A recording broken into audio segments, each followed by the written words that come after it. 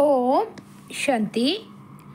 अव्यक्त मुरली डेट है 1 दिसंबर 1999। मुरली की हेडलाइन है सम्मान से ही सम्मान की प्राप्ति। अव्यक्त बाप दादा अपने बच्चों प्रति बोले, आज बाप दादा चारों ओर के सम्मानधारी बच्चों को देख रहे हैं। सम्मानधारी बच्चों का ही सारा कल्प सम्मान होता है। एक जन्म सम्मानधारी, सारा कल्प सम्मानधारी। अपने राज्य में भी राज्य अधिकारी बनने के कारण प्रजा द्वारा सम्मान प्राप्त होता है और आधा कल्प भक्तों द्वारा सम्मान प्राप्त करते हो। अब अपने लास्ट जन्म में भी भक्तों द्वारा देव आत्मा व शक्ति रूप का सम्मान देख रहे हो ना, और सुन रहे हो। कितना सिक व प्रेम से अभी भी सम्मान दे रहे हैं। इतना श्रेष्ठ भाग्य कैसे प्राप्त किया? मुख्य सिर्फ एक बात के त्याग का ये भाग्य है। कौन सा त्याग किया? देह अभिमान का त्याग किया, क्योंकि देह अभिमान के त्याग बिना सम्मान में स्थित हो ही नहीं सकते। इस त्याग के रिटर्न में भाग्य विधाता भगवान ने ये भाग्य का वरदान दिया है। दूसरी बात, स्वयं बाप ने आप बच्चों को सम्मान दिया है। बाप ने बच्चों को चरणों के दास व दासी से अपने सिर का ताज बना दिया। कितना बड़ा सम्मान दिया। ऐसे सम्मान प्राप्त करने वाले बच्चों का बाप भी सम्मान रखते हैं। बाप बच्चों को सदा अपने से भी आगे रखते हैं। सदा बच्चों के गुणों का गायन करते हैं। हर रोज सिक व प्रेम से याद प्यार देने के लिए परम धाम से साकार वतन में आते हैं। वहाँ से भेजते नहीं, लेकिन आकर देते हैं। रोज याद प्यार मिलता है ना। इतना श्रेष्ठ सम्मान और कोई दे नहीं सकता। स्वयं बाप ने सम्मान दिया है, इसलिए अविनाशी सम्मान अधिकारी बने हो। ऐसे श्रेष्ठ भाग्य को अनुभव करते हो। सम्मान और सम्मान दोनों का आपस में संबंध है। सम्मानधारी अपने प्राप्त हुए सम्मान में रहते हुए सम्मान के सम्मान में भी रहता और दूसरों को भी सम्मान से देखता, बोलता व संपर्क में आता। सम्मान का अर्थ ही है सबको सम्मान देना।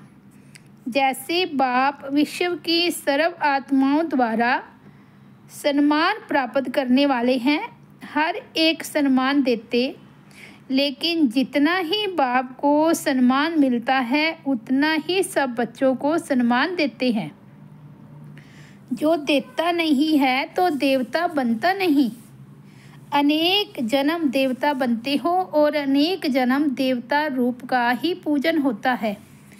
एक जन्म ब्राह्मण बनते हो, लेकिन अनेक जन्म देवता रूप में राज्य करते व पूज्य बनते हो। देवता अर्थात देने वाला।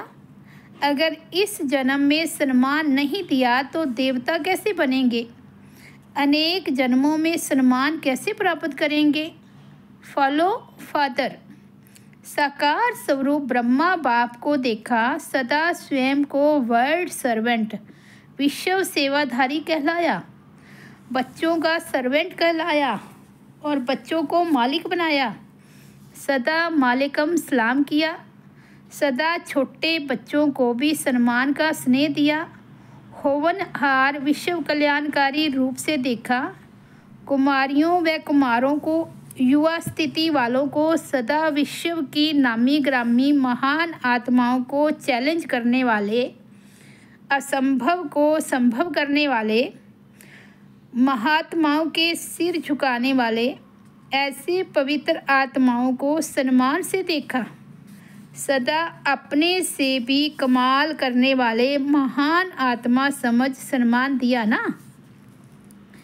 ऐसे ही बुजुर्ग आत्माओं को सदा अनुभवी आत्मा हम जिस आत्मा को सम्मान से देखा, बंधेले या बंधेलियों को निरंतर याद में नंबर 1 के सम्मान से देखा, इसलिए नंबर 1 अविनाशी सम्मान के अधिकारी बने।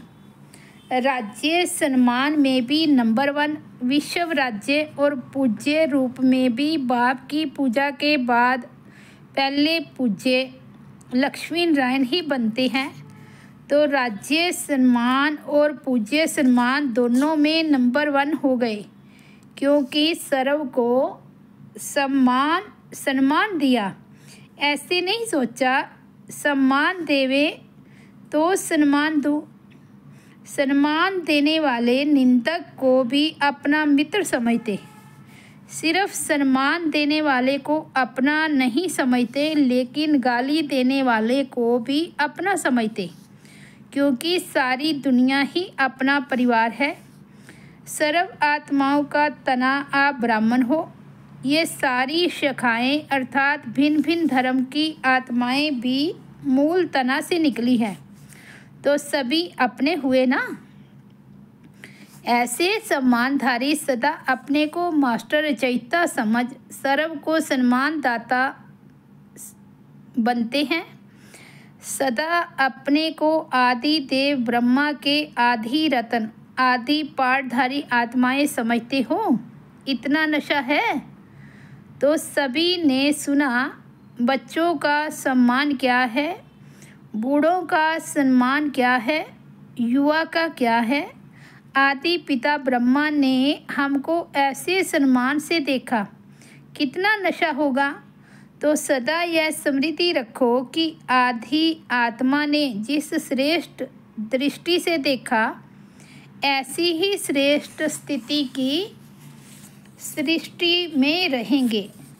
ऐसे अपने से वायदा करो। वायदे तो करते रहते हो ना, बोल से भी वायदा करते हो, मन से भी करते हो और लिखकर भी करते हो और फिर भूल भी जाते हो, इसलिए वायदे का फ़ायदा नहीं उठा पाते। याद रखो तो फ़ायदा भी उठाओ। सभी अपने को चेक करो, कितने बार वायदा किया है और निभाया कितने बार है। निभाना आता है व सिर्फ वायदा करना आता है। न बदलते रहते हो, कभी वायदा करने वाले, कभी निभाने वाले। टीचर्स क्या समझती हैं, निभाने वालों की लिस्ट में हो ना। टीचर्स को बाप दादा सदा साथी शिक्षक कहते हैं। तो साथी की विशेषता क्या होती है? साथी समान होता है। बाप कभी बदलता है क्या? टीचर्स भी वायदा और फ़ायदा दोनों का बैलेंस रखने वाली है। वायदे बहुत और फ़ायदा कम हो, ये बैलेंस नहीं होता। जो दोनों का बैलेंस रखते हैं उनको वरदाता बाप द्वारा यह वरदान व ब्लेसिंग मिलती है। वह सदा दृढ़ संकल्प से कर्म में सफलता मूर्त बनते हैं। साथी शिक्षक का यही विशेष कर्म है। संकल्प और कर्म समान हो। संकल्प श्रेष्ठ और कर्म साधारण हो जाए, इसको समानता नहीं कहेंगे। तो सदा टीचर्स अपने को साथी शिक्षक अर्थात शिक्षक बाप समान इस स्मृति में समर्थ बन चलो। बाप दादा को टीचर्स की हिम्मत पर खुशी होती है। हिम्मत रख सेवा के निमित्त तो बन गए हैं ना, लेकिन अभी सदा यह स्लोगन याद रखो, हिम्मते टीचर समान शिक्षक बाप। ये कभी नहीं भूलना। तो स्वतः ही समान बनने वाला लक्ष्य बाप दादा आपके सामने रहेगा अर्थात साथ रहेगा। अच्छा, चारों ओर के सम्मानधारी बच्चों को बाप दादा नयनों के सन्मुख देखते हुए सम्मान की दृष्टि से याद प्यार दे रही हैं। सदा राज सम्मान और पूज्य सम्मान के समान साथी बच्चों को याद प्यार और नमस्ते। हम रूहानी बच्चों की रूहानी बाप दादा को याद, प्यार, गुड मॉर्निंग और नमस्ते। तो ये थे 1 दिसंबर 1999 के बाबा के अव्यक्त महावाक्य। मुरली की हेडलाइन है सम्मान से ही सन्मान की प्राप्ति। ओम शांति।